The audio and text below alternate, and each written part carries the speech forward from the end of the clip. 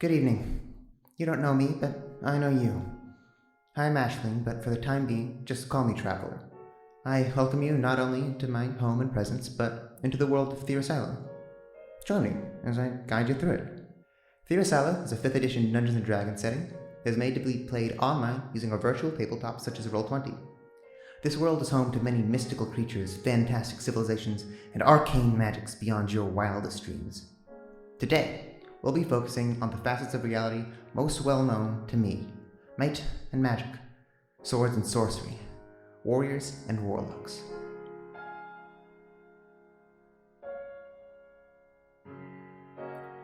Thyrasylo is home to many great warriors, and regardless of the tactics they wield, there is one thing true of all of them. Whether they be martial or arcane, all combatants in this world are entitled to a rather unique talent.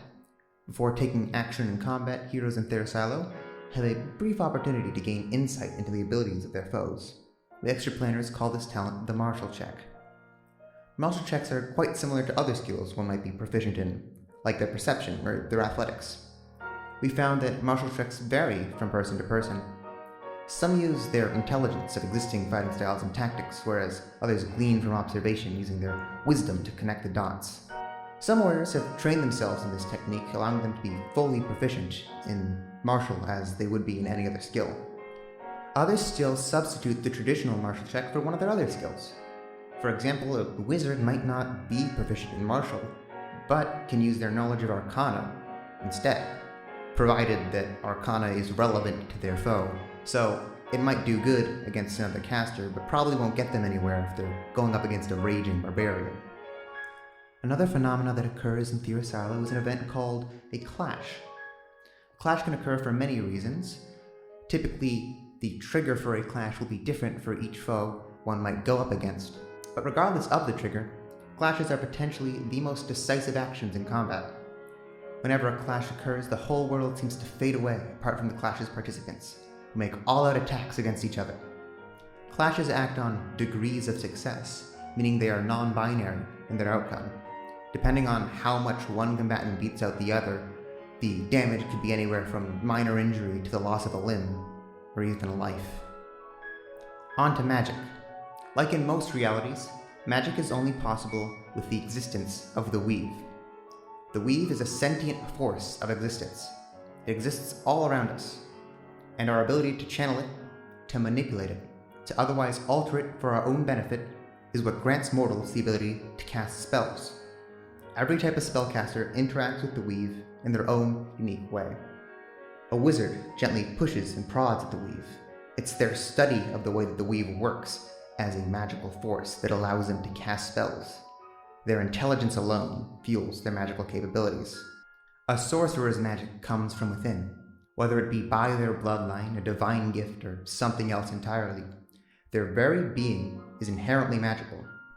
Because of this power inside them, sorcerers can simply brute force the weave into doing what they want, using their sense of self, their charisma.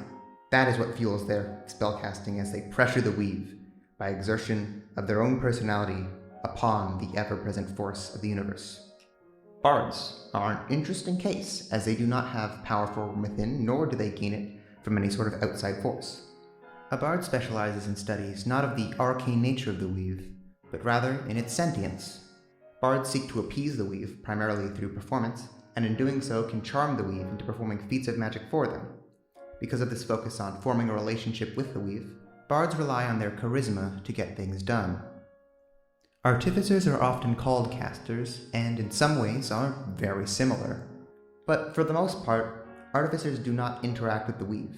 Artificers instead employ various forms of technology to mimic the effects of a spellcaster. Their intelligence allows them to build complex inventions and gadgets that allow them to keep pace with the casters of the world.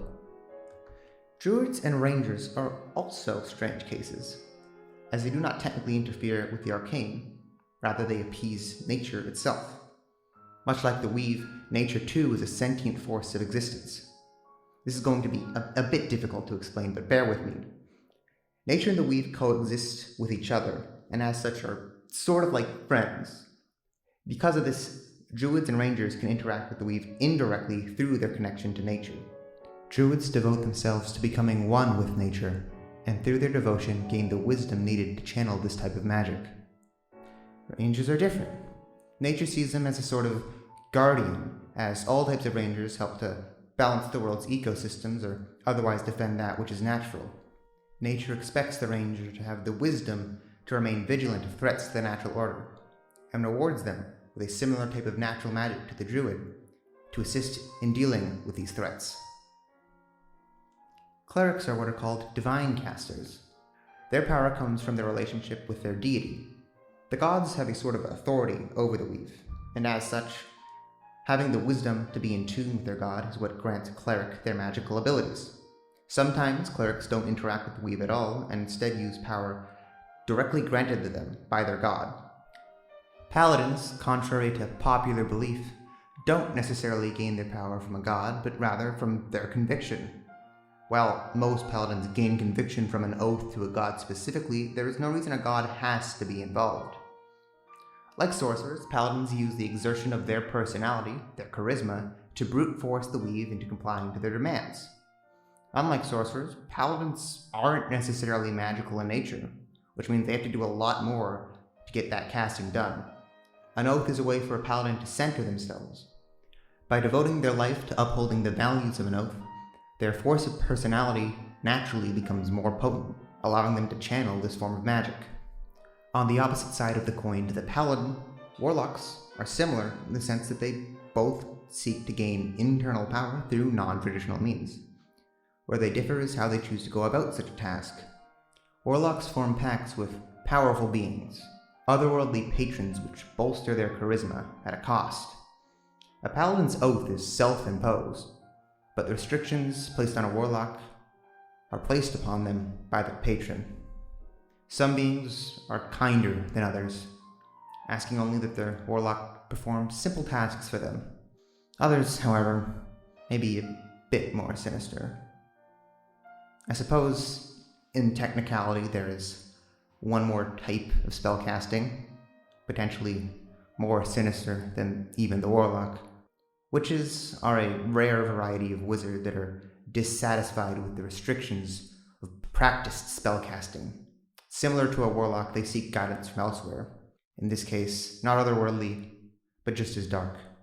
Witches learn from an arcane master, someone who was once a wizard, but who has disregarded the traditional way of interacting with the weave, instead deciding to tear it apart and reform it in their own image, allowing them to channel magics of all types.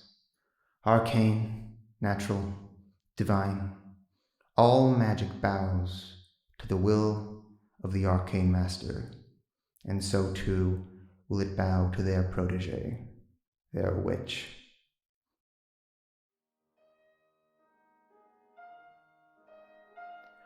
This concludes the first expedition into Thyrasylo. I must now take my leave, but another traveler should be with you shortly. Until next time, farewell.